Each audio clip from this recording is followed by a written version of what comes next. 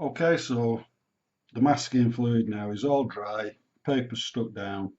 And the first colour I'm going to use is ultramarine blue for the sky, and we'll do a nice simple sky on this one because of how much is going on. We don't need to mess about and do a massive sky. So I'm using my hake brush, nice clean water, just make a simple blue wash.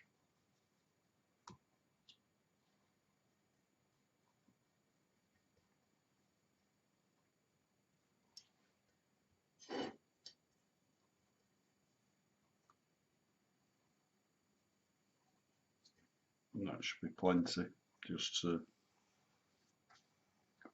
nice and easy across the top.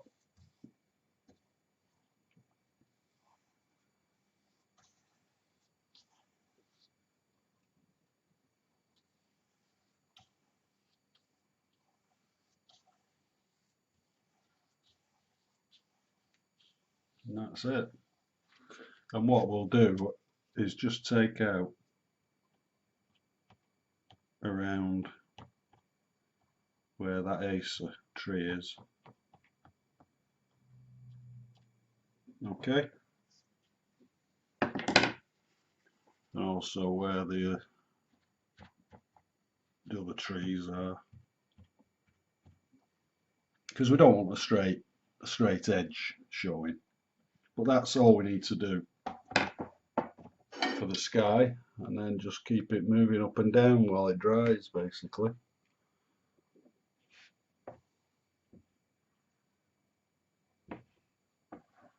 And then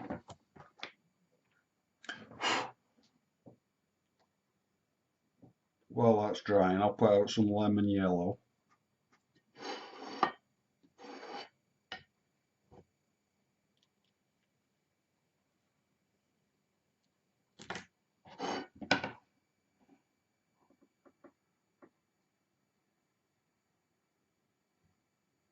Don't forget, we're doing this in real time, so you'll see everything drying as well. But what we need to do now is just wait for a particular time when we can put some distant trees, because rather than put the houses in, I'm gonna make trees in the distance, or the impression of trees. And when this paint is at a certain stage, we can add without it going too far. And we'll use the flat brush, 15mm flat brush, and just mix up some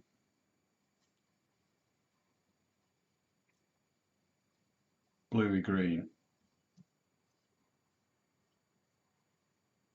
And that's ready to go on now. As soon as that paint is at the right consistency, if you like, which is just not running, just want it so it's damp. The problem is, of course, it dries out in different parts of the page, at different rates.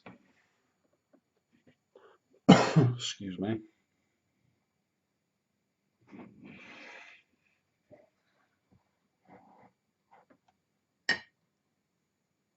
So we'll get some of that, and we just want to suggest that there's trees in the distance. Some tall, some not so tall. It really is just a suggestion, this. We're not doing anything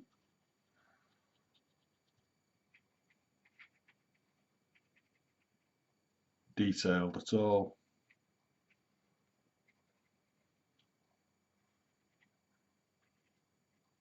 And that now can be left to dry. And you'll see, as that dries, how it paints the trees for you. Just don't overdo that. That'll do for now for that. We'll just let this dry. Okay, so now this is totally dry. You can see it's flattened out. It did cockle a bit, but it's flattened out. And we've got the sky and the distant imaginary trees, because we didn't want to put houses in there. And the next thing we want to do is the next sort of band of greenery, which are trees that are slightly nearer to us. So, and then we're going to have a lighter green in front of that. So we'll put this band of green, and to bring it nearer to us, we need to make it just a little bit darker. So this, I've let that dry overnight, by the way, so my paints have hardened up. That's why I'm going to have to scrub them to get them moving again. But that's the beauty of using tubes instead of pans. You can, alright, in pans you do use every bit that you've got, but you don't waste any in tubes. So I'll get a mix of lemon yellow. Can you see that? Let's just move things across a little bit so you can see it better. So it's the same two colours, but can you see we've got a different kind of look? It's more, I call it kind of a summery green. So I'll wet my brush. I'm using the flat brush, and we want this. And what looks nice is just kind of going up to the edge, but miss a little bit out, so there's a little bit of white showing in parts.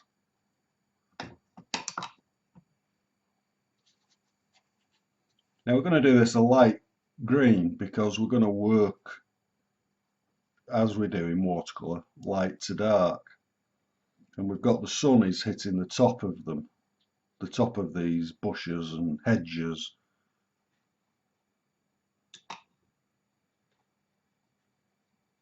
And of course we've got this acer that is going to be in front, so just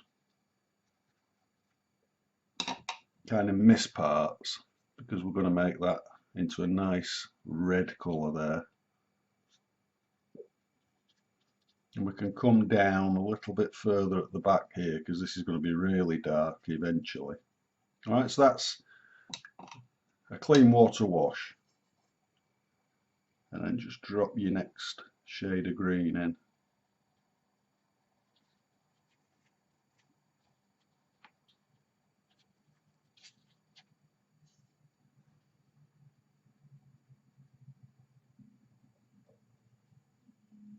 So I'm just going up to that in parts, you know, the border where our last wash ended. I'm just leaving parts of it white. It's just a thing I like to do. I like the look of it when it's dried, you know, a little white edge.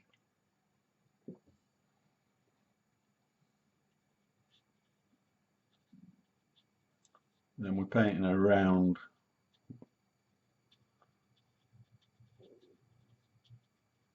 I'm just going to come in front there because there's some bushes that go a little bit higher.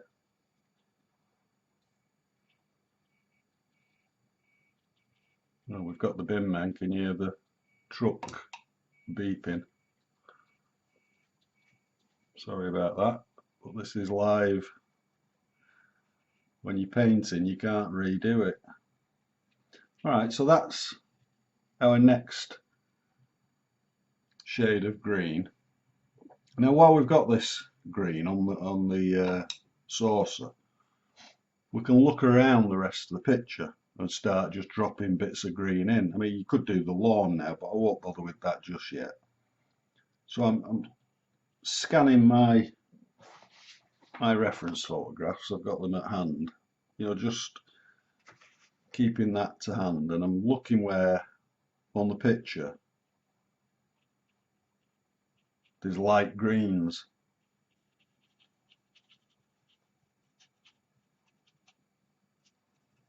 I'm just dropping them in. Now all these greens, once they're down, you can change them, but don't go mad and do every bit because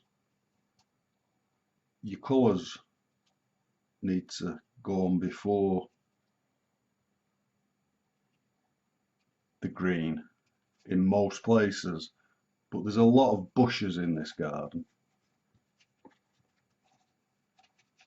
So I'm just blocking them in now just to get my idea, you know, of the shape of the picture.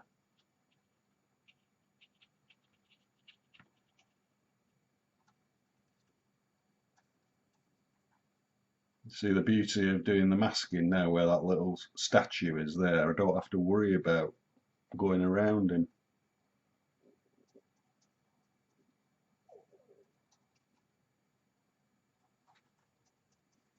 Right, so that I'm going to now look at it, because I want this to be at a similar stage that the sky was at. You know, the sky when I left it to a certain point before dropping these tree ideas in. Well, this is now drying off quite nicely, and because the next thing I want to do is get that shadowy area. So that means a darker green. So still using what I've got on my palette, just add some more blue. So we get a nice deeper green. And this wants to go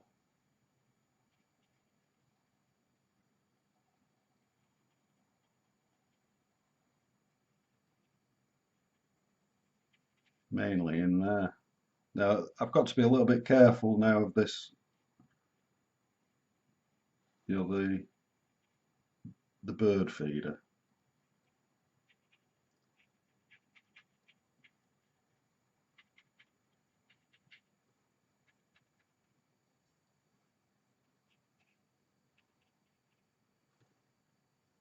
And that shadow wants to go all the way up there. Because like we've said before, the sun's coming blasting down. You can see which way it's coming from with the shadows that we're going to do later, you know, underneath the wheelbarrow and at the back of these pots. So it's coming down right on top of everything.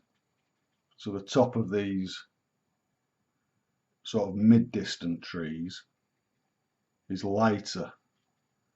I'm going to now leave that to dry.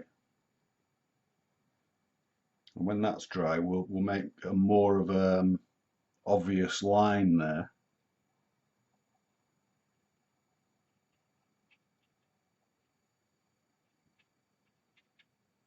One thing I want to just impress, well, before I turn off and let this dry, I want to impress on you that we've done a fairly detailed drawing, but that doesn't mean we want to be super detailed in the painting. We want to have a free feel to the painting.